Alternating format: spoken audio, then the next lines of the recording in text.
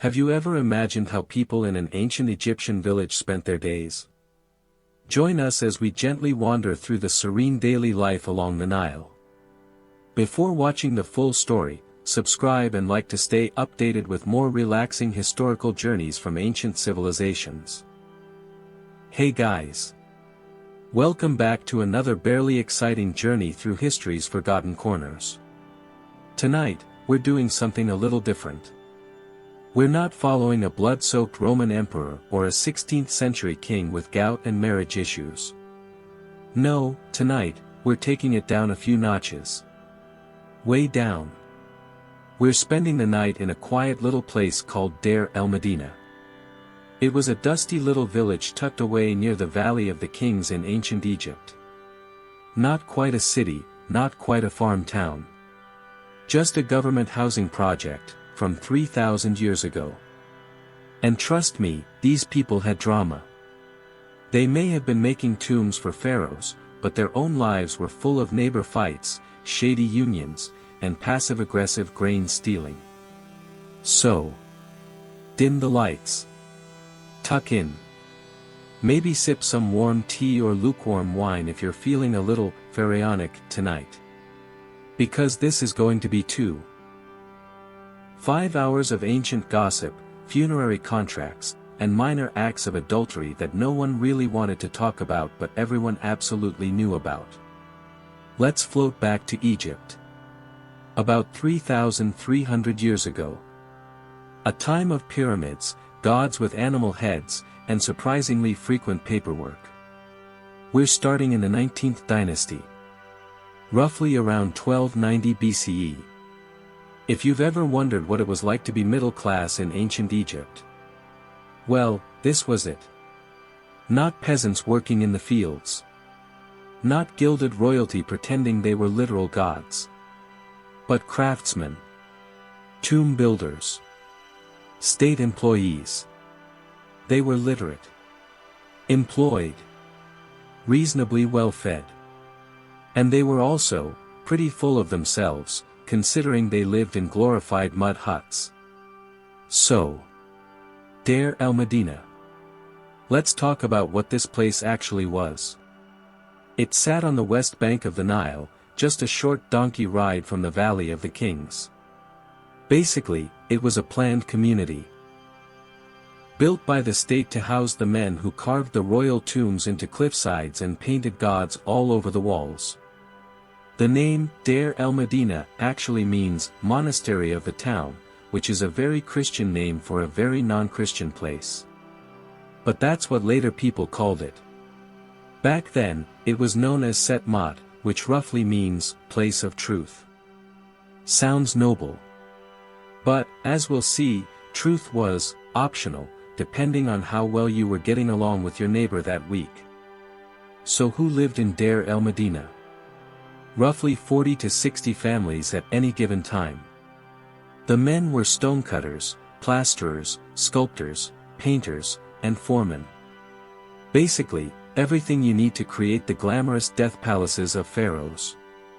And their wives? They ran the households. Managed kids. Brewed beer. Also, they were usually smarter than their husbands and had very strong opinions. Most houses were small and squarish. Mud brick. Whitewashed. Each had maybe 4 or 5 rooms.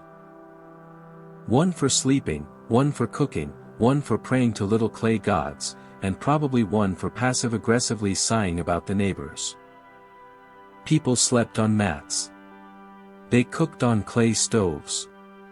There were no bathrooms, unless you count a jar in the corner and a short walk to a sand dune. It wasn't glamorous. But compared to the actual peasants scraping by in the fields, this was kind of deluxe. And for government workers, the perks were decent. They got paid in rations, mostly grain and beer, with the occasional slab of meat or oil. The village had a well, a small temple, a guard post, and a little place for writing down everyone's complaints, which came in very handy. Because complaints were frequent. Now, let's meet some actual villagers. And yes, because the Egyptians loved writing everything down, we know their names. Their jobs. Who they married. Who they cheated with. Who stole whose donkey. And who got cursed for taking somebody's copper chisel and pretending they didn't. So first up, let's talk about Kenherkepshuf. Yes, that's his real name. No, I'm not going to say it fast 3 times. Kenherkepshuf was a scribe. Basically, the village's head paperwork guy. Which meant he didn't do the actual tomb building, he just made sure someone else was. He wrote contracts. Logged supplies. Took notes. Kept track of absenteeism. So. HR manager, village accountant, and part-time gossip. Now, Kenherkepshuf was also kind of a winner. We know this because a lot of his writing has survived. And it's very complain why. He kept a journal, or maybe it was just his scratch pad, on scraps of limestone flakes called ostraca. And on those, he wrote down things like: his back hurt. The workers were lazy. His wife annoyed him. Someone took his copper tools again. He wasn't getting enough grain rations. So basically, ancient office drama, but with more hieroglyphs and fewer Zoom calls. He also liked to write down bits of literary text. Because when he wasn't passive-aggressively journaling, he fancied himself a writer. He copied down stories like The Tale of Sinew and The Battle of Kadesh, even though no one asked him to. And yes, we know it was him, because he signed his name. Multiple times. Very humbly. Now, you might be thinking, he sounds harmless. But Kenherkepshuf was not universally loved. There's evidence that his own wife filed complaints against him for being a jerk. Also, he got in trouble for mishandling supplies. There's a little record that says he was accused of stealing copper. He didn't show up to his disciplinary hearing. Classic. Let's move on to another villager. Pashidu. He was a tomb worker, a sculptor. But more importantly, he was very into preparing for the afterlife. He actually built his own tomb near the village. Which wasn't uncommon. The tomb workers had serious professional pride. But Pashidu's tomb was extra. It had art. It had statues.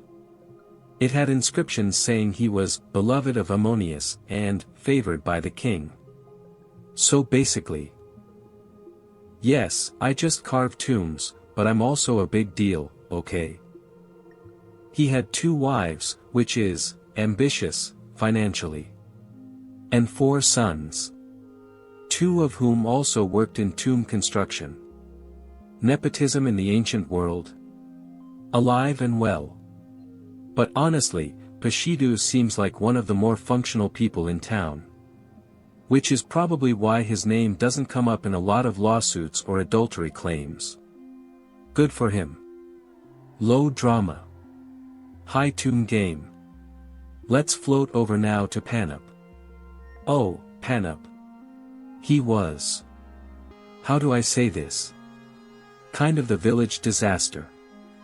Panup was a tomb builder. But he was also a huge problem. We know about him mostly from a complaint letter written by one of his co-workers, a man named Amenact. Who spent an entire scroll just listing out Panup's crimes. Ready for this? According to the letter, Panup stole stone from a royal tomb and used it in his own tomb. Slept with multiple women, including possibly his father's second wife. Assaulted co-workers. Bribed officials. Stole candles and wine meant for the gods. Got drunk and started a fight during a religious festival. So, in short, local man ruins absolutely everything for everyone, repeatedly. Now, is it possible that Amenact exaggerated a little? Sure. But also, The sheer volume of accusations makes it hard to believe none of it was true. Hanab seems like that guy in every small town who somehow has 5 jobs, 7 enemies, and 0 accountability. And yet, he stayed employed for a shockingly long time. Which probably means he had connections. Or blackmail material. Or maybe just really good beer.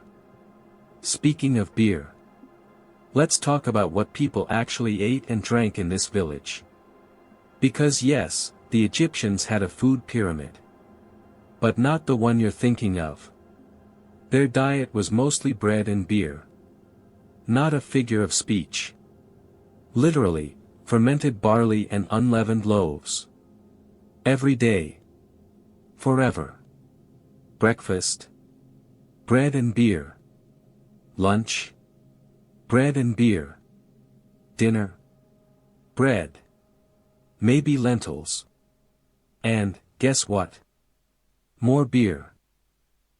Vegetables included onions, garlic, leeks, and lettuce. Fruits were rare unless you were rich. Protein came from fish, if you could. Our charming little village of tomb builders, papyrus hoarders, and just the right amount of community dysfunction. Tonight we're drifting deeper into daily life here. What these people actually did with their time when they weren't busy chiseling pharaohs into cliffsides. Or arguing about stolen firewood. Let's start with religion. Because in ancient Egypt, everything was religious. Even going to the bathroom had a protective deity. I wish I was kidding. I am not. So. In Deir el-Medina, each home had its own little shrine. Usually in the front room, right near the entrance. You walk in, and boom, there's Bess.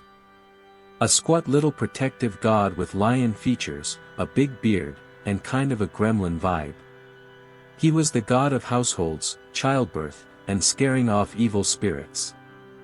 Which is a pretty broad resume, but honestly, Bess worked hard. Also, people carved him onto everything. Amulets, walls, beds, makeup containers, you name it. Another house favorite was Tauret. She's the one who looks like a very pregnant hippo with lion's feet and crocodile tail. Because sure, let's mash up 3 mildly terrifying animals and make that the symbol of safe childbirth. Why not? These gods weren't worshipped in huge temples. They were local. Personal. More like spiritual roommates than divine monarchs. But there was one real temple in Deir el-Medina. The Chapel of Hathor. Hathor was the goddess of love, beauty, music, motherhood. And also drunkenness. Because sure, that combo makes sense. Her temple was a center of village life. People went there on feast days, left offerings, and occasionally got a little tipsy while praying.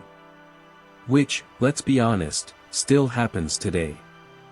And don't forget the funerary cults. Every person hoped for a good afterlife, so everyone spent way too much time preparing for death. They saved up for tombs. They commissioned coffin art. They hired people to write spells on their walls. You know. Normal village things. Let's shift now to work life. Because, yes, even ancient people had Mondays. The men of Deir el-Medina were state employees. That meant they had jobs, benefits, and also government bureaucracy to deal with. They worked in 2 rotating teams, called left and right. Each team would head out to the Valley of the Kings and spend several days living on site in little workers' huts. Then they'd rotate back for a break. Their job? Digging, plastering, carving, and painting the pharaoh's tomb. And not just any tombs. These were the secret, underground rock-cut tombs, hidden deep in cliffs to deter looting. Which, didn't work, but A for effort. The work was hard. They used copper chisels, wooden mallets, and limestone hammers. Dusty, hot, and mostly underground. But the workers were highly skilled. Artisans, really. They weren't just digging. They were decorating these tombs with scenes of gods, boats, sacred cows, and extremely idealized pharaohs doing battle. And they did it beautifully. With symmetry, balance, and color that still survives 3,000 years later. Which is more than we can say for most modern wallpaper. Now, because they were doing this very sacred work, they got perks. Each worker got a regular ration package, which usually included about 10 sacks of barley per month. Beer, yes, it was rationed like water. Dried fish. Sometimes oil, salt, or onions. Occasionally meat, especially on feast days. So, a very beige diet. But in a world where famine was never that far away, it was reliable. Also, beer. Always beer. They also got days off. Yes, the ancient Egyptians invented the weekend. Sort of. They worked 8 out of every 10 days. Which means they had 2 built-in rest days per 10-day week. Plus extra days off for festivals, illness, or just generally not showing up. We know this because they wrote it down. There's an entire absentee calendar from the 12th century BCE that lists why workers didn't come in. Excuses include: bitten by scorpion. His mother was ill. Brewing beer. Making offerings. Wife bleeding, which, yes, is an actual quote. Drunk again, honestly, relatable. So, were they hardworking? Sure. Were they also very human about it? Absolutely. Let's talk about relationships. Because ancient Egyptian love lives were surprisingly modern. People married young, usually late teens. There wasn't a big ceremony. You just moved in together. Boom, married. Love poems survive from this period, and they're, honestly, kind of sweet. One poem goes: I wish I were her laundryman, so I could wash the clothes of my beloved, and touch her arms. So basically, I want to do your laundry so I can flirt with you. Romantic and practical. But of course, where there's marriage, there's also divorce. And yes, ancient Egyptians divorced regularly. It was as easy as declaring the separation and dividing up the property. Usually the woman kept her dowry, plus a portion of the household goods. And if there were kids, she usually got custody. So, women in ancient Egypt had legal rights.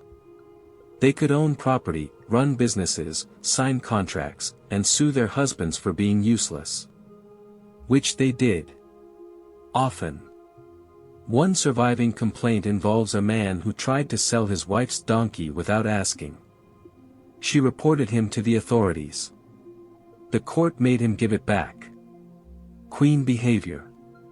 Now, let's float gently over to the subject of community disputes. Because if Deir el-Medina was good at anything, it was filing complaints. Remember how we said most villagers were literate? Well, they used that power for petty purposes. The village scribe kept a complaints log. We have actual records of people reporting crimes, insults, theft, and minor witchcraft. One man accused his neighbor of throwing a curse at his donkey. Yes, his donkey. The scribe had to record this, with a straight face, in ink. Another man claimed that a friend borrowed his sandals and returned them damaged. There was an investigation. Witnesses were called. It was very serious. Also, adultery cases. So many. One particularly juicy scandal involved a man who left his wife and ran off with a temple singer. She was, apparently, very musical, and good at mixing beer.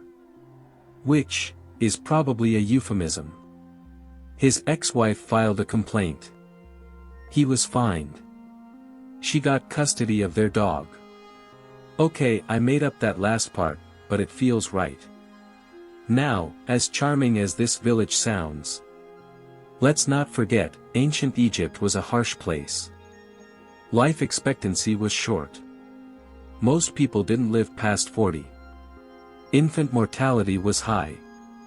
Teeth were terrible, thanks to sand in the bread. No, seriously, the grinding stones left grit in the flour. Everyone had dental issues.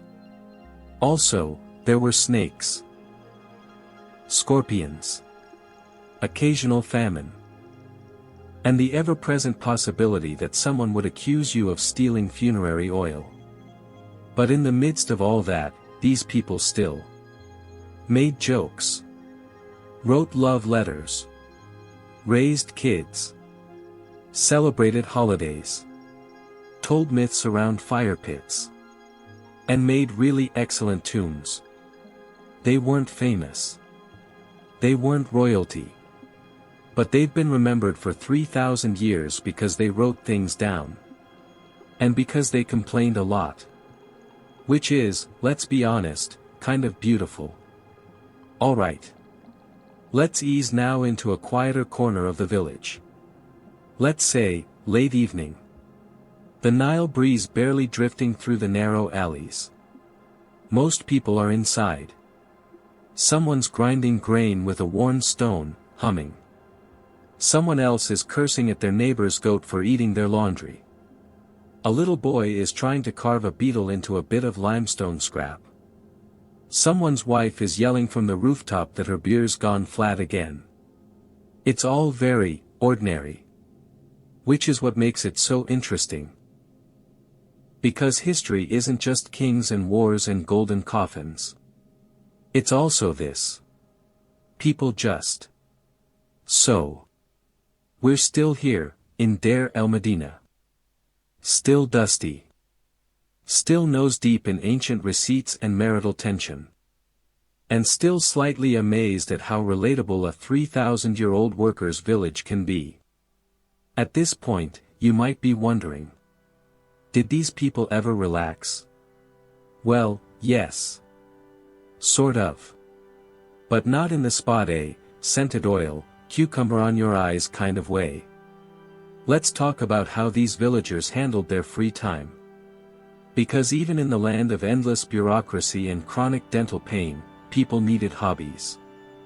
So, what did you do when you weren't carving tombs or chasing your neighbor's goat off your roof? Well, first, there were festivals. Ancient Egyptians loved a good festival. They had dozens of them throughout the year. And no, they weren't solemn affairs with lots of chanting and standing around. They were, kind of wild. Imagine. The Temple of Hathor decorated in garlands. Drums pounding. People dancing. Offerings flowing. And everyone drinking beer that had been fermented just long enough to knock you sideways. There was a festival called the Feast of the Valley, where everyone would parade across the river to honor the dead. It sounds morbid, but it was basically an excuse to throw a picnic in a tomb courtyard. People visited ancestors. Brought food and flowers. Told stories. And yes, had a little too much to drink while hanging out on someone's sarcophagus. It was a thing. There was also the beautiful Feast of the Wadi, a kind of midsummer event where statues of gods were carried through the desert at night. People followed with torches, chanting and singing. It was mystical. Probably dusty. And also, a perfect opportunity for local teens to sneak off under the stars and worship in more private ways. Religious festivals, still a convenient date night. And when there wasn't a feast day, there were games. Egyptians loved board games. Especially a game called Senet. Senet was played on a rectangular board with 30 squares and little cone-shaped pieces. It was part strategy, part luck, part metaphysical metaphor for the journey to the afterlife. But mostly, it was about beating your relatives. We even have graffiti from Deir el-Medina showing people playing Senet in their homes. One of them has a caption that basically translates to, "Watch me win." Because even in 1300 BCE, bragging was eternal. Alright. We've talked beer, gossip, festivals, and goat-based grievances. Let's float now into slightly murkier waters. The world of ancient Egyptian law. Yes, these villagers had courts. They had trials. And they had so many lawsuits, it's almost soothing. So how did it work? If you had a problem, say, your neighbor accidentally cut down your fig tree, you could file a formal complaint with the village court, also called the QNBT. The court was usually made up of respected men in the village. Foremen. Scribes. Maybe an official or two from Thebes, if things got spicy. They sat in a circle, listened to testimony, and recorded everything on papyrus or ostraca. The legal process was surprisingly thorough. There were witnesses, cross-examinations, and in some cases, oaths taken in the name of gods, because nothing says, "I'm telling the truth," like swearing on Osiris. Punishments ranged from fines to beatings. Yes, beatings. They were sometimes applied to the feet. Because sure, let's keep people humble and limping. But mostly, it was fines. You stole my donkey. That'll be 3 sacks of barley and a public apology. Let's talk about one particularly strange case. The case of the missing tomb robbers. It's not a Deir el-Medina story exactly, but it's too weird not to include. And it does reflect the kind of legal chaos these people were dealing with. So, during the reign of Ramses IX, word got out that royal tombs were being looted. Not by foreign invaders. Not by enemies of the state. But by local Egyptians. Possibly, tomb workers. Gasp. A massive investigation was launched. Inspectors marched out into the desert, checked tombs, took notes, and interrogated everyone with a chisel. Multiple people were arrested. Some confessed. Some probably confessed under pressure. Let's just say the Egyptian justice system wasn't exactly gentle. And here's the fun part. In some of the confessions, the robbers mentioned using temple incense to cover the smell of decaying royal corpses. Yeah. Just, let that visual settle in while you fall asleep. Anyway. The scandal shook public trust in tomb security. And it probably made the honest tomb workers of Deir el-Medina feel very awkward. Especially if their cousin was one of the guys caught with pharaoh jewelry in his lunch basket. Now, let's glide back to something a little more personal. Letters. People in Deir el-Medina wrote to each other constantly. And luckily for us, they wrote on ostraca, cheap limestone flakes that survived for centuries. So we have love letters, petitions, shopping lists, and some truly passive-aggressive memos. One man, Hori, wrote to his brother complaining about not getting invited to a party. He says, and I quote, "I heard you feasted with our father. Yet I received no message. You could have sent a servant. You could have sent anyone. This is 1200 BCE.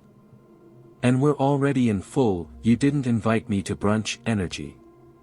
Another letter reads, "I sent you a sack of emmer. I expect one back by next month. Do not forget again." Because even in ancient Egypt, lending people food was always a gamble. And then there were letters to the dead. Yes, people wrote to their dead relatives. Usually to complain. One woman wrote to her deceased husband, "Why do you not help me? I have made offerings. I have poured beer. And yet I am still sick.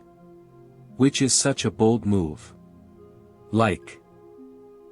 I know you're dead, but could you please get it together and fix my life? Ancient Egyptians fully believed that their ancestors could intervene in the world of the living. So these letters were a kind of spiritual customer service request. Hi, yes, I've submitted 3 incense offerings this week. No response. Please advise. Now, we can't talk about ancient Egypt without talking about death. Don't worry. We're keeping it soft, slow, and lightly embalmed. Because for the people of Deir el-Medina, death wasn't an end, it was a project. A long-term project. Sometimes with better art direction than their actual lives. Remember, these folks built the royal tombs. They knew how this worked. So naturally, they started building their own tombs early. They saved up for good coffins. They commissioned funerary papyri, those long scrolls with spells and maps for the afterlife. One such scroll might include instructions like: avoid the lake of fire. Don't let your heart betray you during the weighing. Here's a spell to keep snakes away in the next world. You know. Just basic travel tips for eternity. The tombs they built were small but personalized. Some were painted with little scenes, farming, fishing, hugging the wife, like an Instagram reel of your greatest hits.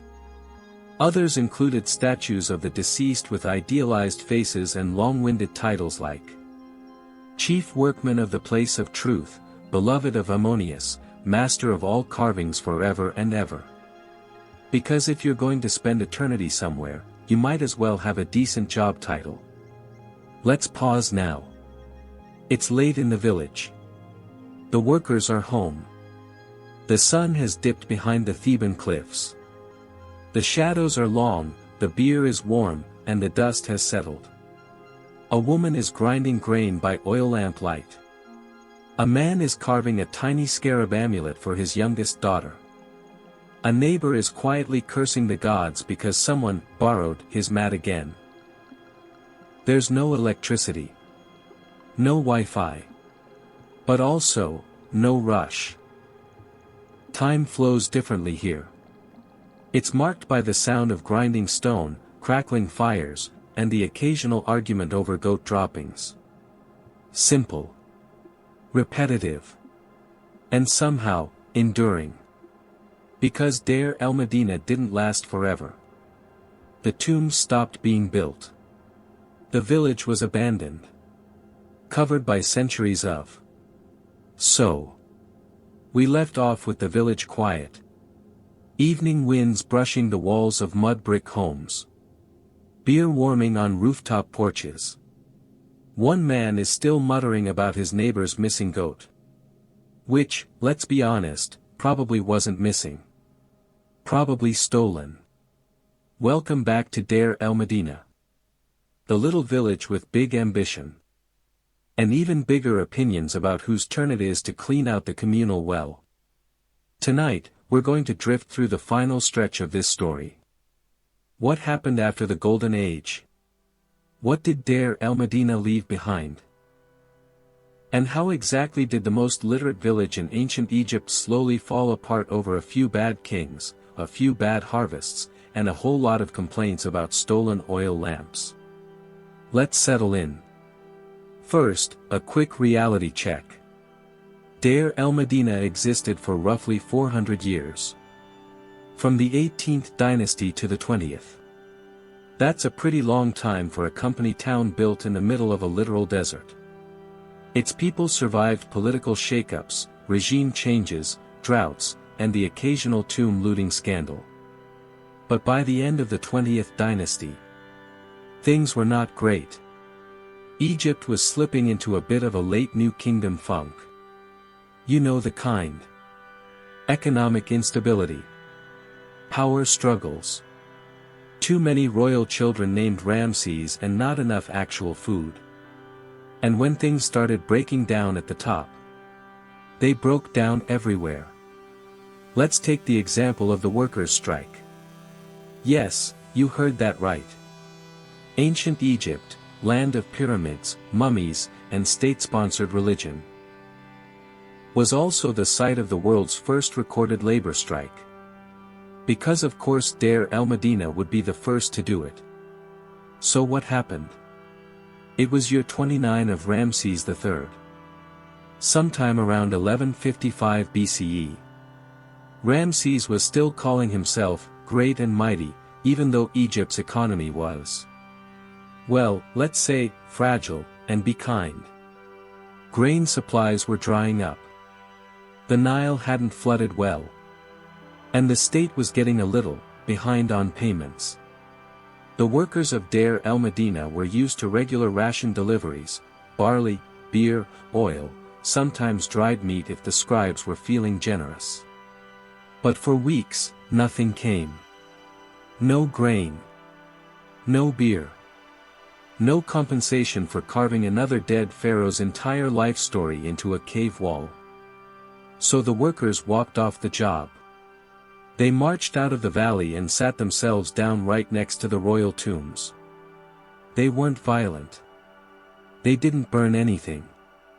They just refused to work. A message survives from the time. It says, "We are hungry. No clothes.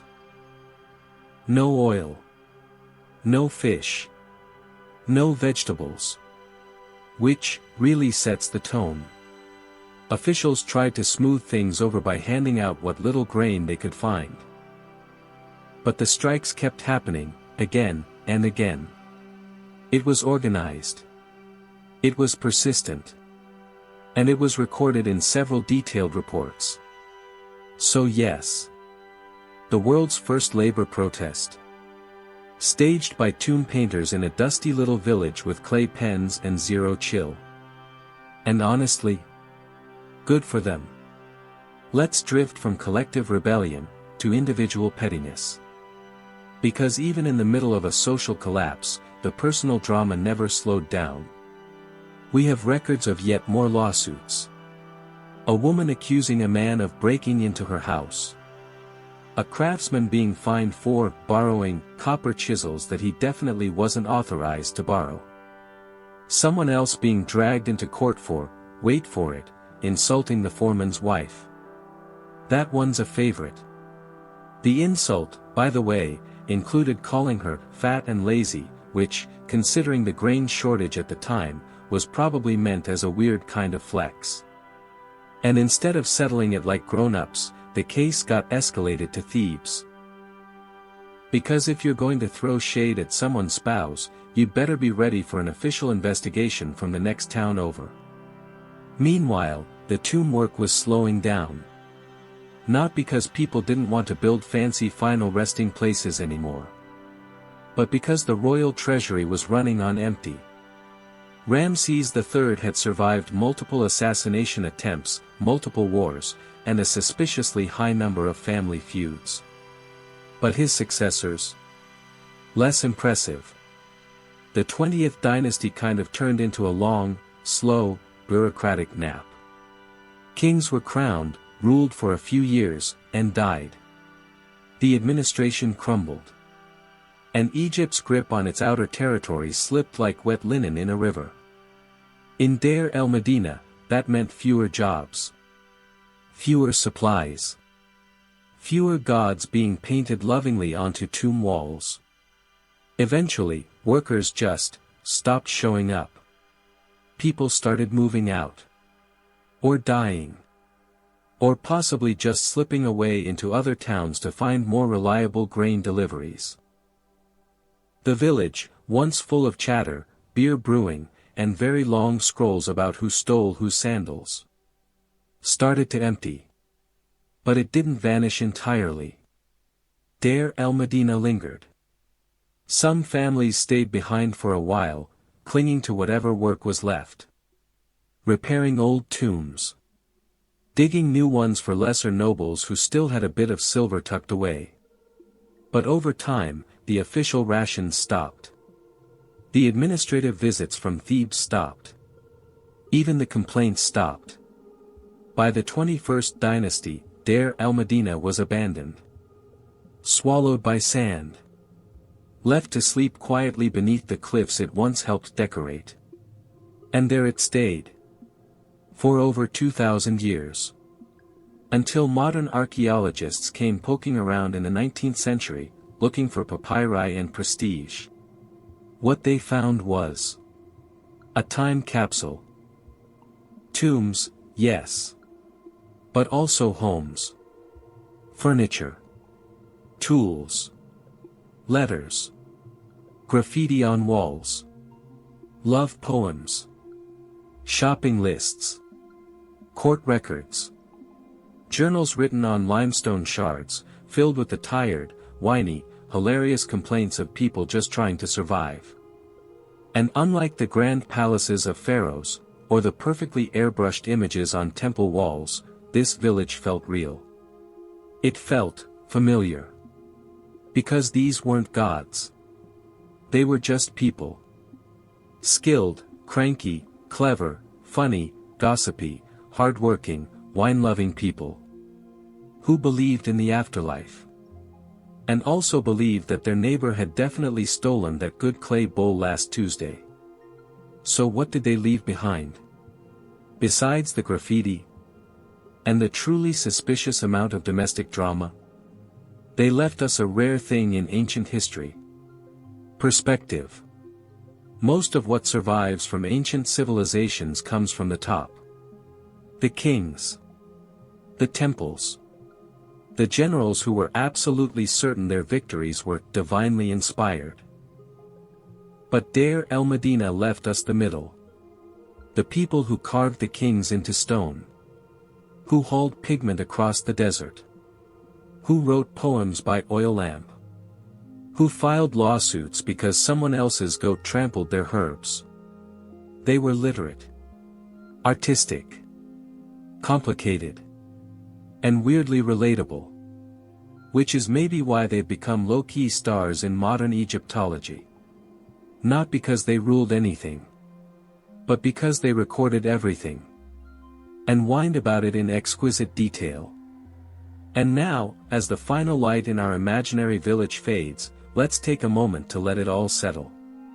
The fire in the courtyard is low. A dog curls up next to a chipped pottery bowl.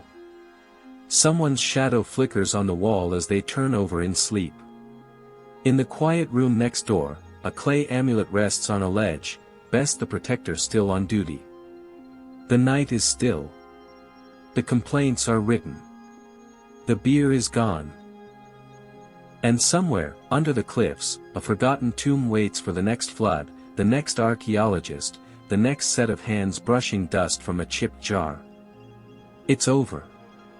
But not lost. Because someone wrote it down. And 3,000 years later, we're still reading it. Hey again. Still awake. Kind of. Perfect.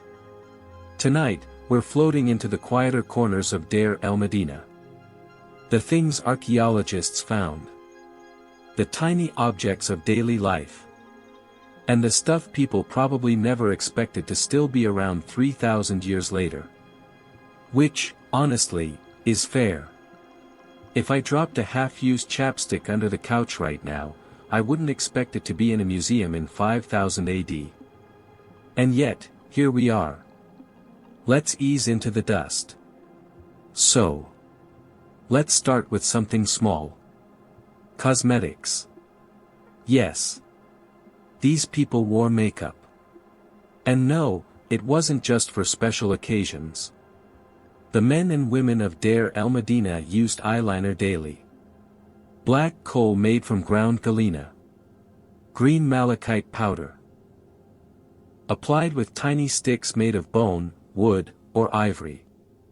Why? Well, partly for fashion. The ancient Egyptian cat eye was iconic, and they knew it. But also, practical reasons. The makeup helped block sun glare. It may have had antibacterial properties.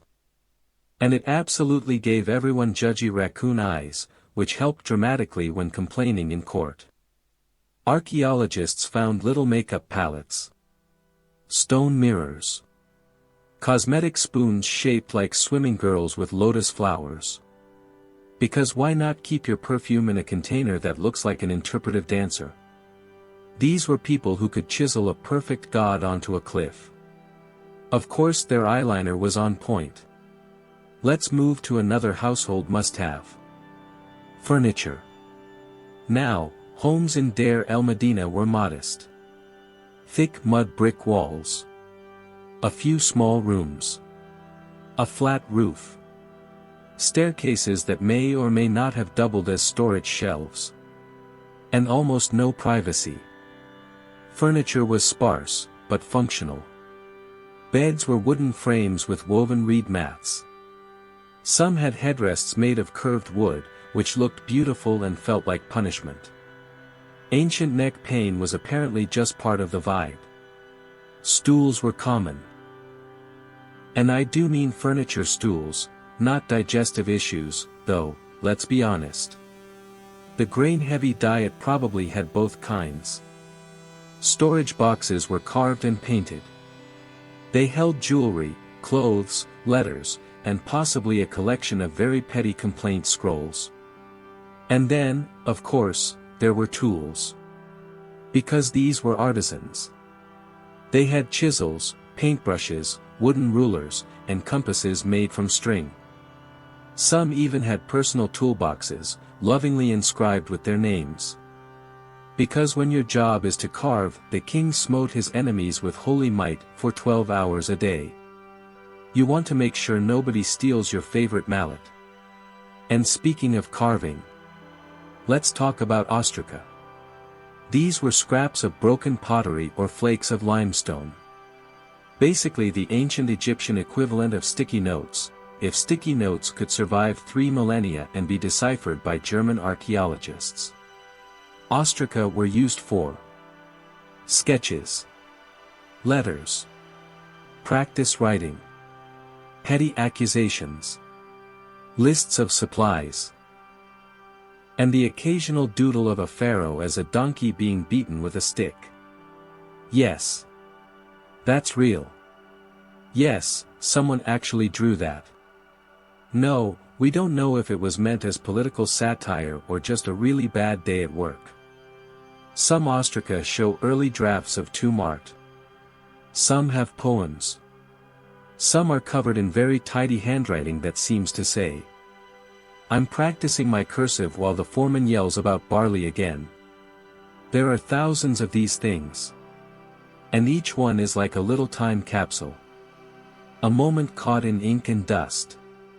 Let's float now into the realm of animals. Because, of course, the villagers had pets.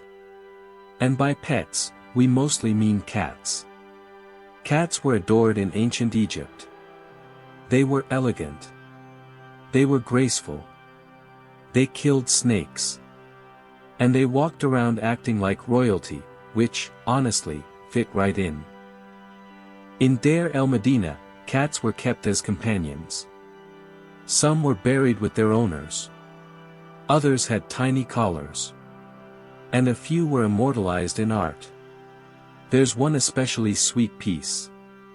A sketch of a cat sitting under a chair, paw curled, eyes half shut. It's not religious. Not symbolic. Just, a cat. Doing cat things. Which is why people love it. Because it feels like something anyone might sketch, even now. Here's Mittens being dramatic while I try to eat in peace. Of course, not every animal was adored. Donkeys were everywhere. They hauled water. Carried tools. Dragged food across the desert. And if you think today's parking problems are bad, try maneuvering a stubborn donkey through a narrow mud brick alley. There are letters complaining about donkeys trespassing into courtyards. One man accused his neighbor's donkey of eating his wife's laundry. Another claimed someone stole his donkey and disguised it by painting spots on it. Honestly, A+ effort. Let's talk now about the temple trash pile. This is a real thing. Located just outside Deir el-Medina, it was a massive dump site where villagers tossed broken pottery, old tools, worn-out sandals, and everything else. And archaeologists? They love it. Because in that trash heap were bread crumbs, animal bones, dolls, broken bowls, pieces of sandals, and one very angry letter where a man accuses his wife of selling his coat without asking. We don't know how the coat fared, but the letter survived. So, karma. There was also a wooden childbirth chair. It had a hole in the center. Likely used to support laboring women while midwives worked below. Yes. It's practical. It's slightly terrifying. And it absolutely gives rustic OBGYN chic. There were also children's toys. Little clay animals. Whistles. Dolls made of cloth or wax. And one carved hippo on wheels. Because even in a village built for death, kids were busy living. Let's now wander into the afterlife section. Again. Because in Deir el-Medina, the afterlife wasn't an abstract concept. It was a scheduled event. Prepared for with the focus of someone planning a wedding and a tax audit at the same time. Villagers saved up to be mummified. Or, more often, half mummified. Depending on budget. Many had coffins decorated with prayers and protective spells. Even the lower-income villagers managed to get a few sacred texts painted onto a box or two. And if you couldn't afford a coffin, you might commission a shabti instead. Shabtis were little figurines meant to work for you in the afterlife. Think, ancient ghost interns. They were buried with the dead. Each one promised to do chores so you could relax in eternity. One tomb had over 400 of them. Because apparently, this person planned to delegate everything forever. And now, at long last. Let's return to the most important room in Deir el-Medina. The kitchen. There's something endearing about how consistent kitchens are across time. Each home had a hearth. A grain grinding area. A space to bake bread. And probably someone yelling at someone else about how this isn't how your mother did it. We found beer jars. Flower baskets. Spoons. Storage pots. And bits of onion, garlic, and dates. And honestly, if you told me an ancient Egyptian kitchen smelled like bread, sweat, and passive aggression, I'd believe it. This was the heart of the home. Where families ate. Argued. Told stories. And hoped the bread didn't taste like sand this time. Spoiler, it usually did. The grindstones left grit in everything. So, what do we make of all this? We started with a little village on the west bank of the Nile. A community built by the state. Populated by workers carving tombs for divine kings. And somehow, over centuries, this village gave us a better view of daily life than almost any place in the ancient world. They weren't famous. They weren't powerful. But they wrote everything down. And by doing that, they preserved a world that was messy, hopeful, practical, and a little bit magical.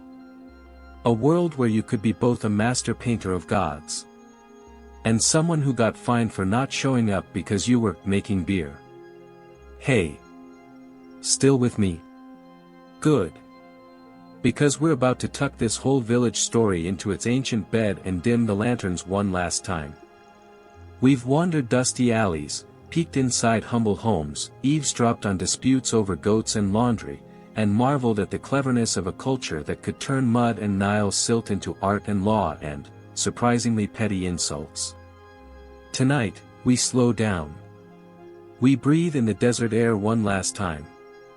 And we think about what it means to leave a mark. Even if that mark is just a scratched complaint about stolen oil. Let's begin with writing. It's remarkable how much the people of Deir el-Medina wrote. They weren't kings. Not priests. Just artisans and their families. And yet they left behind thousands of documents. Letters between spouses. Work logs. Legal petitions. Shopping lists. And yes, those sometimes petty, sometimes hilarious grumbles about neighbors. Their writing was practical. They wrote on papyrus, ostraca, limestone flakes. Using reed pens dipped in ink made from soot and water. And here's the thing, their writing wasn't just a chore. It was a way to connect. Between family members. Between workers. Between villagers and the distant bureaucrats in Thebes. And sometimes, between someone and their cat. Okay, we don't have that letter, yet. Speaking of connections, let's reflect on community. His wife, Queen Isabeau of Bavaria, took a leading role managing the kingdom. She was a strong political player, but also, complicated. Rumors flew about her loyalty, her relationships with other nobles, and whether she might be scheming behind closed doors. The king's madness, combined with the factional infighting, made for a royal court that was essentially a very expensive soap opera with less interesting costumes. What's striking is how Charles's madness was recorded. Medieval people didn't understand mental illness like we do. They often saw it as possession, divine punishment, or hereditary curse. And so the king's illness was shrouded in superstition. Yet, despite his episodes, Charles had moments of clarity. He sometimes ruled effectively, made decisions, and even signed documents. It's as if the king was two people in one, sometimes the ruler, sometimes lost in his own mind. His condition influenced France's fate. The ongoing 100 Years' War against England dragged on. French nobles fought each other more fiercely than the English. Paris had revolts. The peasants suffered. Charles's madness was not just a personal tragedy, it had national consequences. The king died in 1422, after 30 years of intermittent insanity. He left a fractured kingdom to his son, Charles VII. And historians have debated ever since. Was Charles VI a victim of genetics? Stress? An illness no one could treat? We'll never know for sure. But his life offers a slow, somber look at how mental health intersects with power. So, as you close your eyes tonight, maybe imagine Charles wandering the halls of his palace. Sometimes king, sometimes lost. A man trapped between madness and monarchy. And somewhere in the quiet, the old court whispers fade. Leaving only shadows, dust, and a faint scent of lavender from forgotten royal gardens. Good night. Sleep tight. Don't let the royal wolves bite. If you want, next time we can linger over another royal train wreck. Or maybe dig into the slightly dull, mildly tragic world of medieval royal children. If you thought Charles VI's story was wild, wait until you meet his great-grandson, Henry VI of England. Because if there's a royal family contest for most fragile throne holder, Henry takes the crown, and then promptly misplaces it. So settle in. Find your comfiest pillow. We're going to float through a tale of childhood kingship, mental fog, and a whole lot of oops, I lost my kingdom again. Henry VI was born in 1421. The son of Henry V, yes, the guy from Shakespeare's famous battle speech, and Catherine of Valois. That's right, the English and French royal houses were linked, setting the stage for some serious dynasty drama. But here's the catch, Henry V died when Henry VI was just a baby. Meaning the infant Henry became King of England at less than a year old. Imagine a baby wearing a crown. Drooling on royal robes. being sworn in with a scepter too big to hold. His coronation was, by all accounts, adorable. Despite the hardships, the ration shortages, the occasional strike, the endless complaints about donkeys, Deir el-Medina was a community. They shared festivals. They celebrated religious holidays with feasts and offerings. They supported each other in childbirth, death, and everything in between. Neighbors borrowed tools. Midwives delivered babies. Artists collaborated on tombs that aimed to last forever. Even though their homes were cramped, the village was lively. They argued, yes. But they also loved, celebrated, and grieved together. In a world ruled by distant pharaohs and gods whose names changed every dynasty, Deir el-Medina was the place where people just lived. And now, for a brief, soft look at religion and belief. We mentioned the afterlife before. Because in ancient Egypt, death wasn't the end. It was the beginning of a long journey. Villagers believed their souls would travel to the field of reeds. They prepared by preserving their bodies, by leaving offerings, by inscribing spells to protect themselves from demons, crocodiles, and really awkward celestial paperwork. Gods like Osiris, Isis, and Anubis were part of daily life. And so was Bes, the little dwarf god who looked like a grumpy cartoon. Bes protected homes. He scared away evil spirits. And probably judged you silently when you lost your tools for the third time that week. The legacy of Deir el-Medina is that it reminds us, history isn't just about kings and battles. It's about the people who carved those kings' names into stone. Who drank the beer. Who nagged about the missing goat. Who worried if their children would grow up strong enough. Who dreamed of a good afterlife, and a better tomorrow. And maybe, just maybe, who secretly drew rude pictures of the pharaoh in their spare time. As we let this village drift into memory, picture this. A warm desert night. Stars scattered like spilled salt over the sky. The sound of crickets chirping somewhere beyond the dunes. A faint breeze carrying the scent of baked bread and date palms. Inside a small mud brick house, a family sleeps.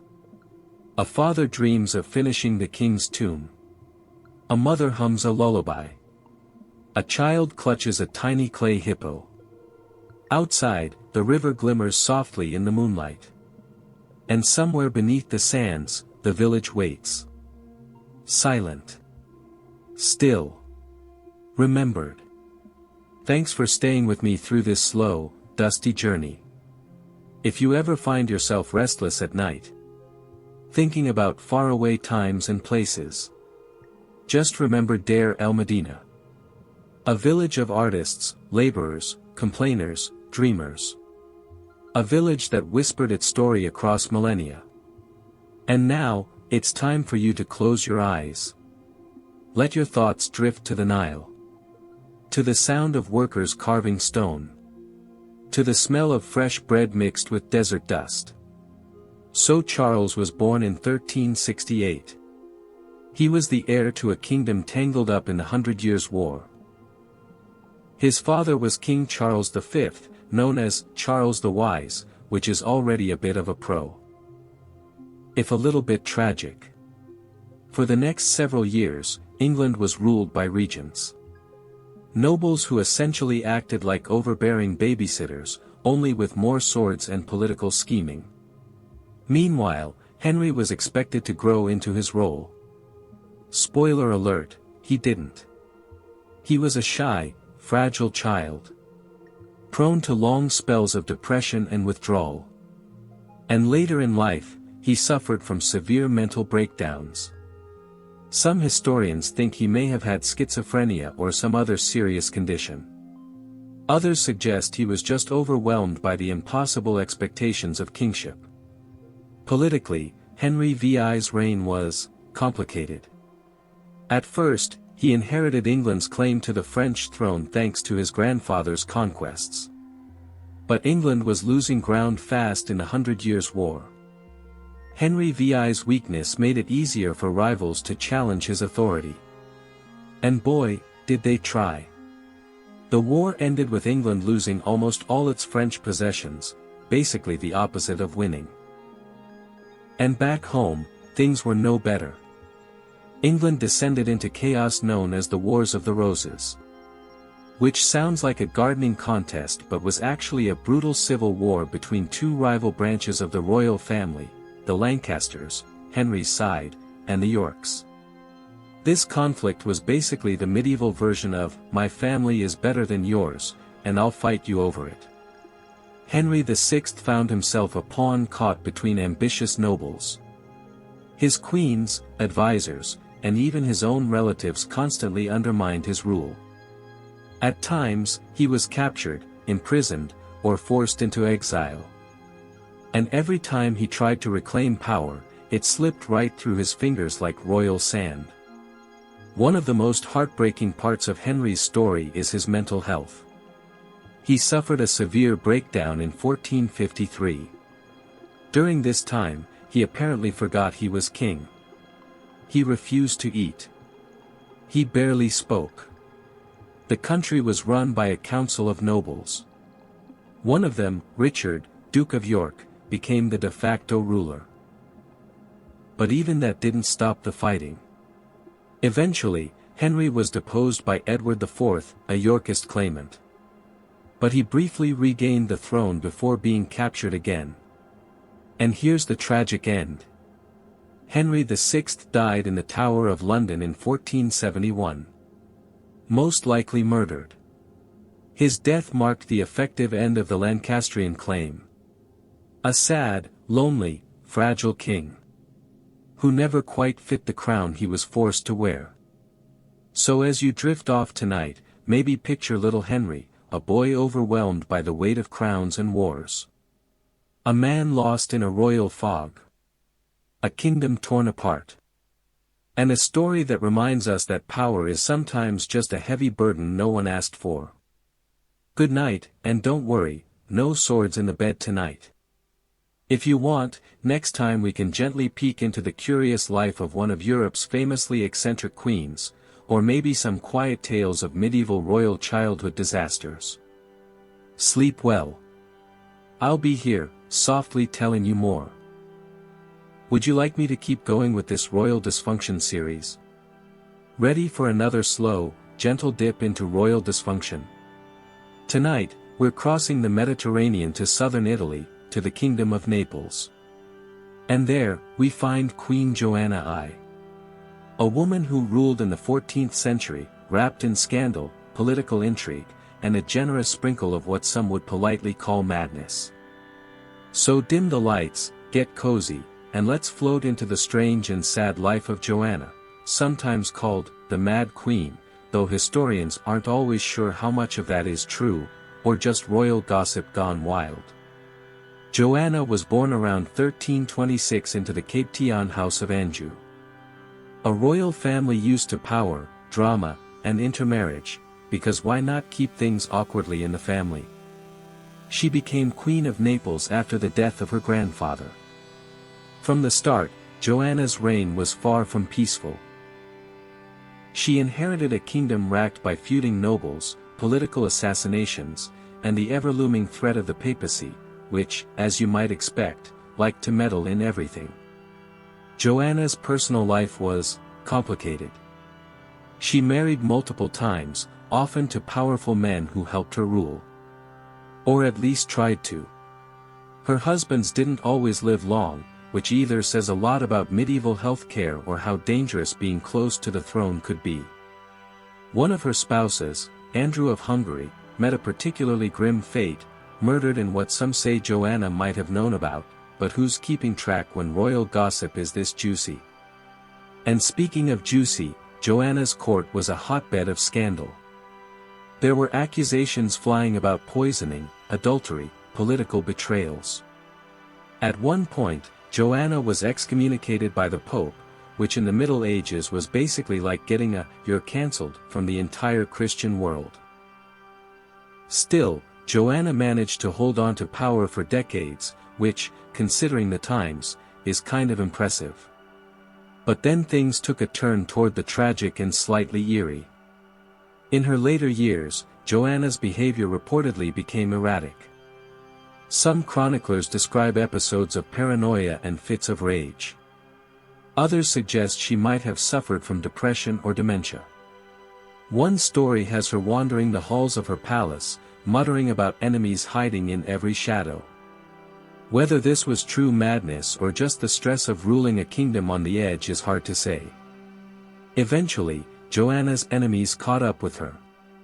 In 1382, she was arrested and imprisoned. She died in captivity under mysterious circumstances, some say murder, some say illness. Her death marked the end of her turbulent reign and left Naples to pass into other hands. Joanna's story is a slow, somber reminder that ruling a kingdom is often less about glory and more about surviving endless stress, betrayal, and loneliness. As you drift to sleep tonight, imagine her in the twilight of her life, alone, trapped, still trying to hold on to a crown that never quite fit right. The Mediterranean sun setting behind her palace. The waves whispering secrets only she could hear. Good night. May your dreams be less complicated than royal succession. Next time, if you're up for it, we can slowly meander through the sad stories of medieval royal children, the spoiled, the sickly, and the surprisingly human. Sleep tight. I'll be here, ready to tell you more when you wake. Want me to keep going with these royal slow burn sagas? Hey there. Thanks for coming back for another slow and steady stroll through royal lives that didn't exactly go as planned.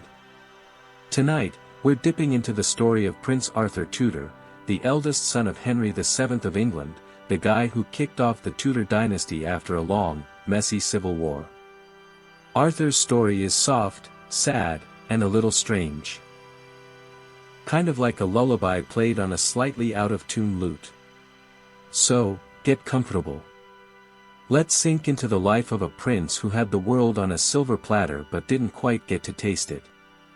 Arthur was born in 1486, the first son of Henry VII and Elizabeth of York. Which, politically, was a very big deal. Because his birth symbolized the end of the Wars of the Roses, a conflict so long and messy it could have been subtitled Medieval Family Feud, the Ultimate Edition. Arthur was the golden boy of the Tudor family, the hope of the dynasty, the future king everyone was pinning their dreams on. He was given the title Prince of Wales, which basically meant, he's next in line, don't mess this up. From an early age, Arthur's life was planned out like a royal checklist. Education, training in courtly manners, military exercises, diplomatic practice, he had tutors and mentors making sure he ticked all the boxes. And then, because Henry VII liked to plan ahead, probably a good idea. Arthur was betrothed to Catherine of Aragon. She was a Spanish princess. The match was meant to seal a powerful alliance between England and Spain. Very grown-up stuff for a kid barely out of diapers. Fast forward to 1501, Arthur and Catherine got married. They were both very young, Arthur was 15, Catherine was 16. The wedding was a big event. Lots of pomp and ceremony. Feasts, dancing, the whole royal shebang. But Arthur wasn't exactly feeling it. He was reportedly frail, shy, and a bit awkward, kind of like a teenager at his first school dance, but with more velvet and less confidence. Then, just a few months after the wedding, tragedy struck. Arthur fell ill. The illness is still a bit of a mystery. Some say it was the sweating sickness, a terrifying disease that swept through England several times in the 15th and 16th centuries. Others think it might have been pneumonia or tuberculosis. Whatever it was quick and merciless. Arthur died in April 1502, just a few months after his wedding. He was only 15. His death rocked the Tudor family and the entire country. Henry VII was reportedly devastated. The hopes pinned on Arthur vanished overnight. But life had to go on.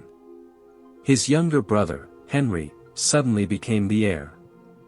And history knows him as Henry VIII, the king famous for 6 wives, religious upheaval, and very questionable musical taste.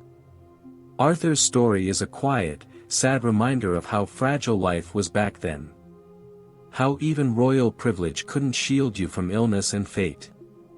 And how dynastic dreams sometimes hinge on a single, fragile child. So as you drift to sleep tonight, imagine Arthur as a young boy. Caught between expectation and frailty. Walking palace halls heavy with the weight of a crown he never got to wear. Maybe, just maybe, somewhere in the stars, his story lingers, soft and bittersweet. Good night. Sleep well. And if you dream of princes, may they be kinder than history. If you want, next time we can wander through the strange world of royal marriages that went. Well, not quite as planned. Or maybe more quiet tales of medieval childhood, royal style. Sleep tight. I'll be here, ready to tell you more whenever you like. History. Because nothing says dynasty like marrying your cousin, twice removed, and ending up with a chin that looks like a potato. So, settle down. Maybe put on some socks with toes. Let's meander through the Habsburg family tree and beyond. First up, the Habsburg jaw. The Habsburgs were famous for holding on to power by, well, marrying each other.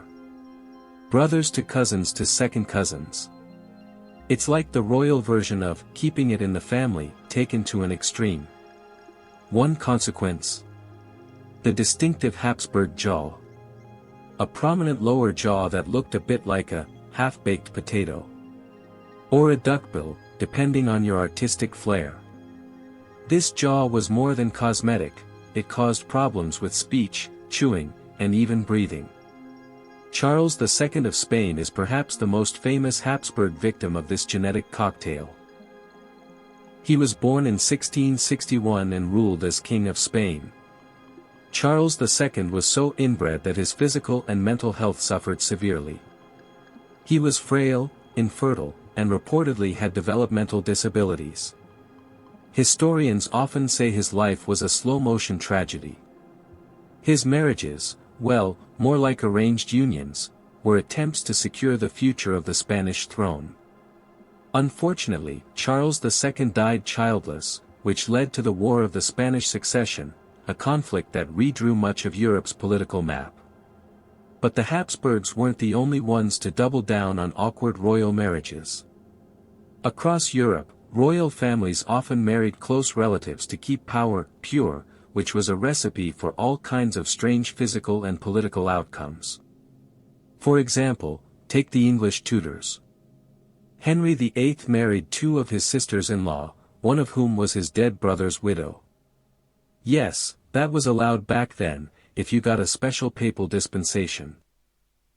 And all this led to a famously dysfunctional family tree that still fascinates historians, and confuses genealogists. Royal marriages were political tools, but they often ignored the human cost. Many royal children were sickly, malformed, or emotionally fragile because of these inbreeding practices. Not to mention the emotional drama. Imagine marrying someone you barely know, because your parents said so, and then trying to rule a kingdom together. So as you drift off tonight, maybe picture a royal wedding. Lots of glitter and awkward family reunions. Cousins exchanging vows with a mix of duty, boredom, and maybe a touch of nausea. All while their ancestors spin slowly in their graves. Sleep well. And remember, if your family reunions get weird, at least you're not a Habsburg. If you want, next time we can slowly explore some of the saddest, sickliest royal children and their surprisingly human struggles. So get comfy. Maybe grab a warm drink. Let's float through these softly tragic stories together. Medieval royal kids had it rough. Sure, they had tutors, fancy clothes, and palaces. But they also had an entire kingdom's expectations on their tiny shoulders. Plus, childhood diseases were everywhere. Vaccines? Nope. Antibiotics? Not even close. So many royal children got sick, sometimes seriously, and it shaped their lives in unexpected ways. Take, for example, the children of King Edward III of England. He had a large brood, 13 sons and daughters, to be exact. Sounds like a lot, right? But sadly, a good number of them died young or struggled with health issues. One of his sons, John of Gaunt, lived long and became an important figure, but others were not so lucky. Some died in infancy. Others suffered from chronic illnesses. The royal nursery was less of a playground and more of a revolving door for fragile heirs. Royal children were also expected to learn how to fight, rule, and marry politically from a very young age. Take Margaret of Anjou, for example. She was married to King Henry VI of England, remember him? The baby king with mental health struggles. Margaret was strong-willed and fiercely protective of her son. Her childhood? Filled with lessons in politics and survival. Royal childhoods were often more like training camps than anything else. And then there's the famous case of Richard II of England. He became king at age 10. Imagine that, being crowned and then expected to handle a kingdom before you even got a growth spurt. Richard was known to be sensitive and artistic, which didn't exactly help him navigate the harsh world of medieval politics. He was eventually deposed and died under mysterious circumstances. Even outside England, royal kids had tough lives. In France, the Dauphins, heirs to the throne, often died young. Louis, the Dauphin, son of King Louis XV, was one such example. He was described as gentle but sickly, and he died before he could become king. So what does all this tell us? Royal kids weren't always the powerful future monarchs history remembers. Sometimes, they were just kids, vulnerable, pressured, and often sick. As you drift off tonight, maybe picture a young royal child. Dressed in silks and satins. But tired, overwhelmed, and wondering what it really means to wear a crown. The echoes of their tiny footsteps fade down cold castle corridors.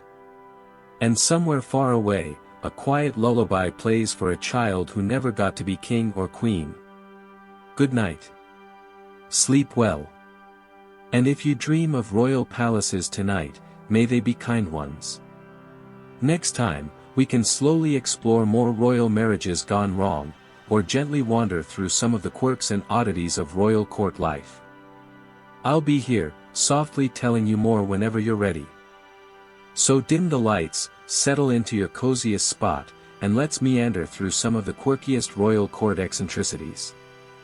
Let's start with King Charles VI of France, the Mad King, whom we met briefly before.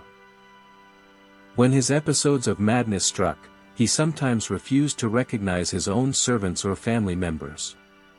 He would spend hours wandering the halls, lost in his own mind. But when he was lucid, he had some odd habits. For example, he reportedly loved to dress as a wild man in public festivals, wearing animal skins and pretending to be a creature of the forest. Not your everyday kingly behavior, but hey, everyone needs a hobby. Moving on to King Louis XIV of France, the Sun King. He was famous for his grand court at Versailles, but also for his meticulously detailed daily routine. He insisted that his nobles watch him dress every morning. Yes, they gathered around as he put on his stockings and robes. Because why not turn getting dressed into a spectator sport? Louis's obsession with control extended to his eating habits, bathing schedule, and even how he walked. Then there's Queen Christina of Sweden. She was quite the character. Known for her eccentricity and refusal to conform to traditional gender roles. She preferred dressing in men's clothing, enjoyed philosophical debates, and was rumored to have a taste for rather unusual pets. She even abdicated the throne because ruling was apparently less fun than being a mysterious recluse in Rome. Another odd royal habit comes from Emperor Napoleon Bonaparte. Despite his image as a fierce military leader, Napoleon had a strange fear of cats, ailurophobia. Also, he was said to sleep only a few hours a night, making him more of a nocturnal ruler. And of course, there's the famous King George III of England, who had episodes of mental illness and an intense fascination with agriculture. He would spend hours in his royal gardens, talking to plants and developing new farming techniques. These little glimpses into royal life remind us that beneath the crowns and thrones, monarchs had quirks, fears, and hobbies that made them just a bit more human. So as you close your eyes tonight, imagine a royal court full of eccentric kings and queens. Dressing in costumes, talking to plants, wearing stockings for an audience, or wandering palaces lost in their own minds. Maybe it's not so different from your own quirks after all. Hey again. Thanks for settling in for another slow stroll through royal lives marked by more than just power and pageantry. Tonight, we'll gently explore a quieter, more delicate topic: mental health in royal families. Because behind all that gold and velvet, sometimes the mind struggles just like anyone else's. So dim the lights, get comfy, and let's carefully meander through stories of monarchs whose minds bore the heaviest burdens. Let's start with King Henry VI of England. He inherited the throne as a baby during a turbulent time. The Wars of the Roses were raging like a medieval soap opera. Henry was described as gentle, devout, and kind, but also prone to episodes of deep mental illness. At times, he withdrew completely, unable to rule or recognize even his closest advisors. His bouts of madness left England vulnerable to rebellion and civil war, and eventually, he was deposed. Next, Charles VI of France, whom we've met before. Known as Charles the Mad, his mental health struggles were chronic and severe.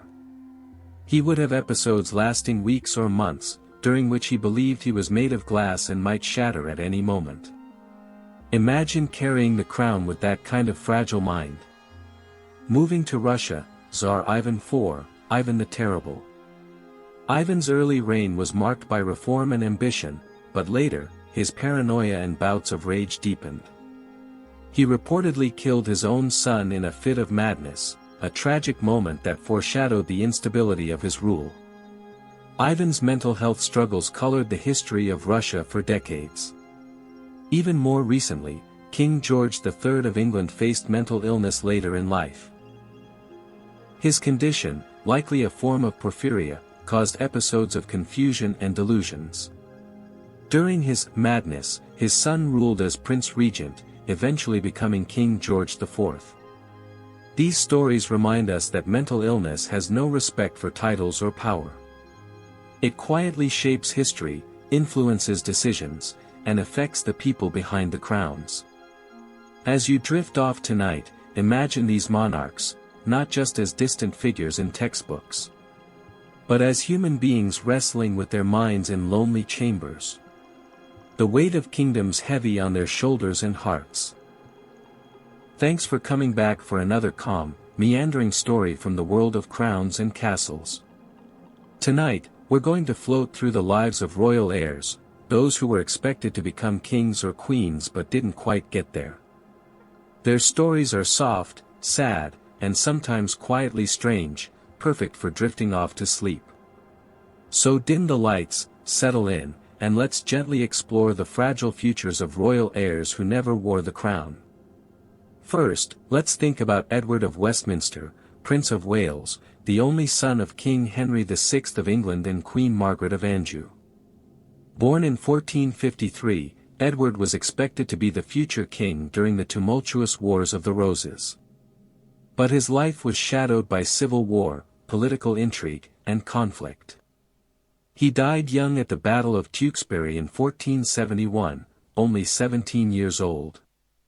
A tragic figure, caught in a war that tore his family and kingdom apart before he could rule.